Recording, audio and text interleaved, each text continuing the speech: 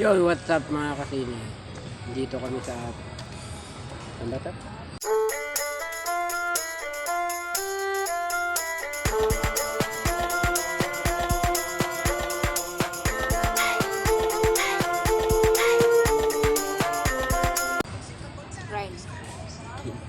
Nandito kami sa gilid ng PTO ng Tanuan. Dahil rejected po kami sa health card ng Tanuan. Hindi kami nakakuha. Hindi kami binigyan. Oh no.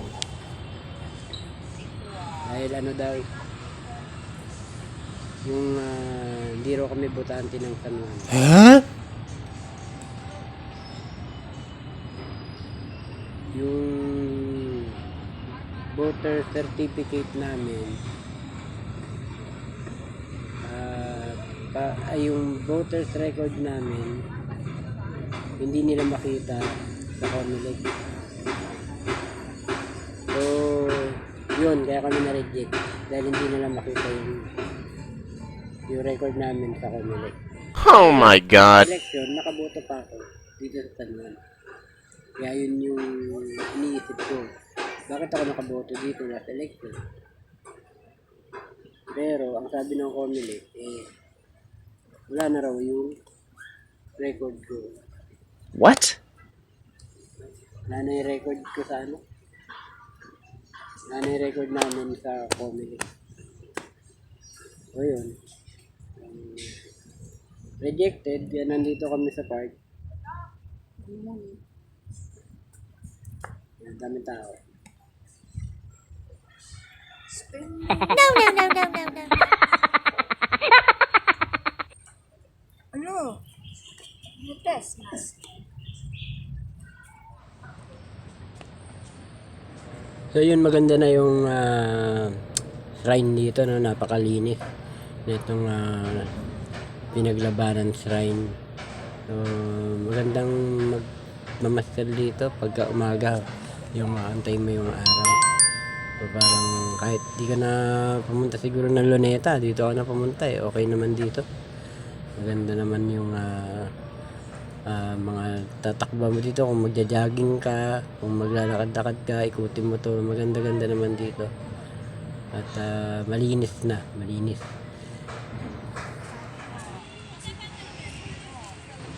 So eto yung mga rebulto na nilipat dito sa shrine ng Tanuan. Ito, si Emilio Jacinto.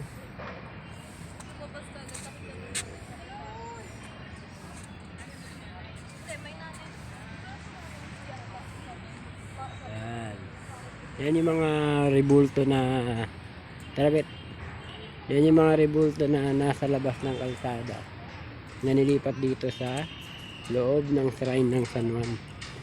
So okay naman. Kasi at least dito makikita nung mga tao. Yan dito. Tayo punta natin si Andres Bonifacio. Ito naging ano to naging tawag dito, naging issue to yung si Andres Bonifacio at saka itong mga rebulto dito sa kalsada ng San Juan. Naging issue to dito sa San Juan, no? Pinagdebatihan pa nga to yung mga paglipat ng mga rebulto ng bayani, katulad nito ni Andres Bonifacio. Ito si Andres Bonifacio. Itong si Andres Bonifacio nandun to sa kanto ng Hill Street tsaka ng Pinaglabanan. Dun to nakalagay. Yan. Dun yan nakalagay sa Hill Street, Pinaglabanan, corner siya. Yan yung estatwa ni Andres Bonifacio. So yan, pinagdebatihan dito yan sa San Juan kung bakit nga inilipat, kasi nga nasa labas may kalsada. So sabi ng iba, siyempre kaya nga nasa kalsada ng Pinaglabanan dahil para makita ng mga tao na ito pala yung Pinaglabanan, ito yung dito nagsimula yung yung laban nung laban ng mga Kastila at Pilipino. Yun. Ngayon, inilipat dito sa loob para dito na lang makita nung mga tao na namamasyal dito sa park ng San Juan. Andrea, oh. Shrine. Ayan. Yun, oh. Ayun, si Andrea. Ganyan. Andrea! Nagsusulo ka dyan, ha?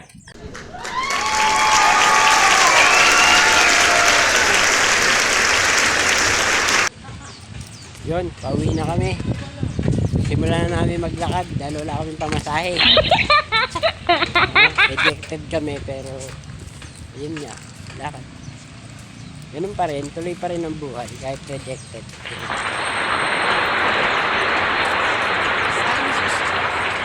Hop, dito tayo. Sa mga motor yan, wala tayong motor. Oh no.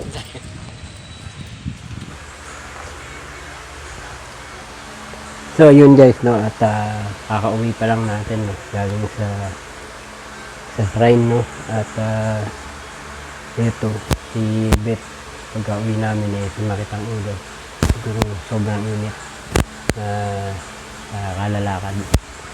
So yun, dito na kami sa bahay, so medyo nagutom ako, kakain muna tayo. Meron pa akong tirang ulam dito, kakainin natin. Okay, tanggal natin yung sombrero. So yun nga,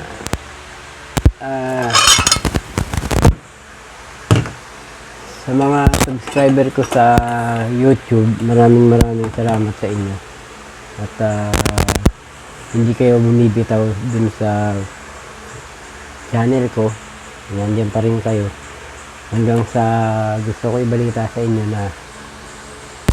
na monetize na tayo via YouTube. Maraming salamat at yun, binigyan nyo ako ng pagkakataon na makapag-share sa inyo ng mga video ko.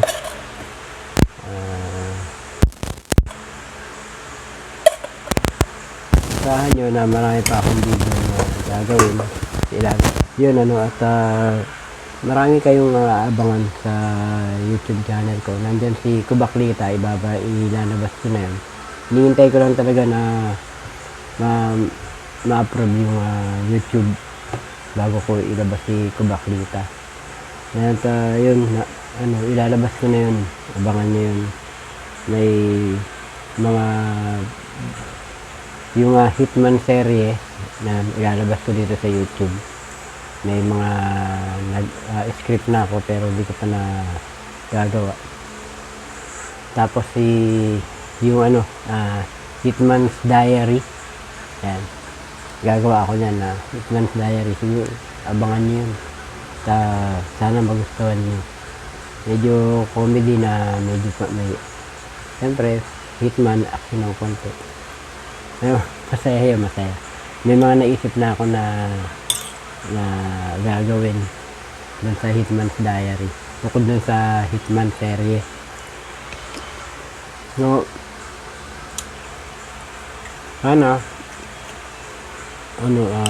supportahan niyo pa ako, supportahan niyo yung YouTube channel ko. Sana yung mga ilalabas ng video mapanood niyo. Yun nga, ginawa ko naman to kasi pang support din sa pang araw-araw na. Hindi naman, siyempre practical na buhay lang kaya tayo gumagawa din ng ganito kailangan din talaga natin. So maswerte na ako, yun nga, mamamonetize ka, katulad ko monetize na binigyan ng chance na mapanood at kumita dito sa YouTube. Yun nga, sana magtagal at sana kumita nga. At sana supportahan nyo ako, yung mga subscriber ko. At sa mga hindi ko pa subscriber, sana manood din kayo. Kahit di na kayo mag-subscribe, manood na lang kayo na manood.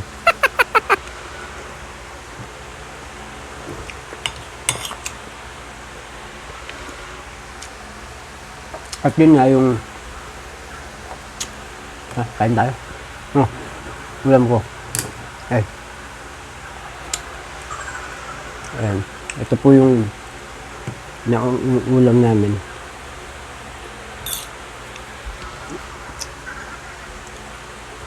Yun nga.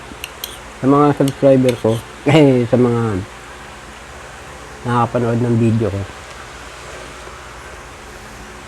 Kahit di na kayo mag-subscribe nga, hindi nyo ka na manood.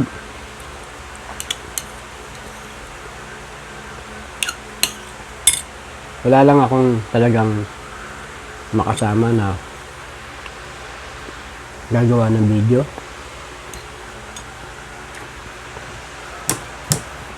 Pero alam niyo kung meron akong makakasama magagawa ng video. Siguro mas mapapalaki at mapapabilis ng pag-unlad ng YouTube channel. Kaya minsan gusto ko makipag-collab din sa mga small YouTuber din. Sa mga maliliit na YouTuber. Tulad niya. Yung mga kaibigan ko, yung mga kababata ko. Kasi sila yung sila yung nagsimula. Kaya ako natuto. Si shout out sa'yo. Jopel Sampang. Si Jopeng yan. Kababata ko yan. Kaya ako nagsimula sa Facebook ng ganyan-ganyan mga video na yan. Napapanood ko siya eh. So, sabi ng mga anak ko pa, ba't di mo gayahin? Siyempre sabi ko, hindi man ako marunong yan eh. Kasi natutunan ko yun. Gusto ko nga siyang iniisip ko minsan, sabi ko, pag ito yung YouTube channel ko na monetize, gusto kong puntahan eh, para makapag-collab ako eh. Kasi wala akong kabatuhan ng wala akong kabatuhan ng linya eh. Kaya minsan sa mga video ko ginagawa ko yung sarili ko lang din. Yun. Yun, kaya shoutout Jopel Sampang. Kala layo mo eh, nasa Pampanga ka eh. Pero pag may time ako, punta ako dyan, gawa tayo ng video. So, gusto ko palakihin eh. Kaya lang kulang ako sa tao, sa budget. Kasi ako lang mag-isa. Napakahirap yung mag-isa ka. Meron kang content na gagawin, hindi mo magagawa tapos sasabay pa sa trabaho. Siyempre, priority natin yung trabaho natin. Kain kayo.